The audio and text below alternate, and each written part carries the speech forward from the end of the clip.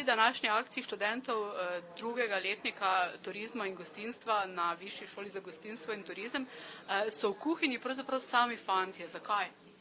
Zato, ker imamo malo deklet v šoli kot gostink in pač kot kuharji smo bolj znani, mislim, imamo večjo odgovornost v bistvu za Hočete reči, da potrjujete, da so moški boljši kuharji kot ženske, ali kaj? Ja, odvisno. Mislim, je to tudi res, da imamo večjo izbiro okusov in kot ženske. Kaj boste nocoj pripravili? Nocoj bomo pripravili štajerske jedi. Za hladno predjed bomo imeli pohorski narezek. Za juho bomo imeli fižolovo juho z česnovo peno. Za toplo predjed bomo imeli krapa v mošnjičku. In za glavno jed pa pohorsko govedino z zelenjavo in ričoto. Za sledico pa bo pohorska omleta. Koliko časa ste vse to pripravljali? Pripravljali smo od 11. zjutraj, danes to je približno 6:07. Kako pa ste izbirali recepte? Po kakšnem ključu ste se odločili ravno za ta jedilnik?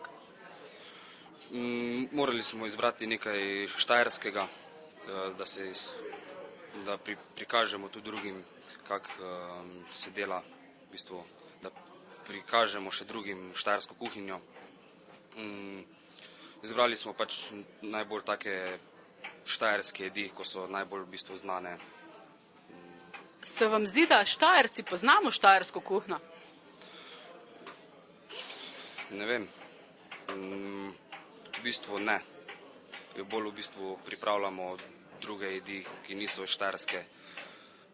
Bom rekel, v bistvu vsi Slovenci se, lahko rečem, sramujemo naše kuhinje, tudi Štajerci. Zato pripravljamo v bistvu druge jedi. Ko boste vi velik, recimo, oziroma ko boste redno zaposleni ali ko boste šef neke kuhne nekje, boste forsirali takrat te naše nacionalne jedi, štajerske recimo? Ja, bom.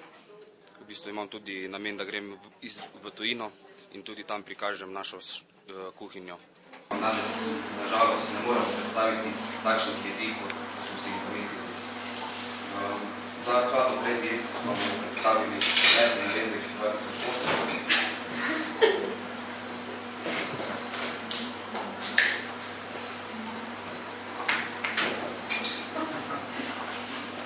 Piščančji juho z rezanci.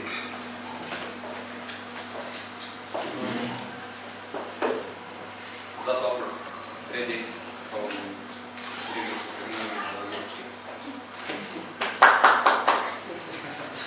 Za glavno jed pa imamo pohorsko govedino, dobro zorjeno v rezervi. In kot je v štajerski navadi, pa bomo predstavili za sladico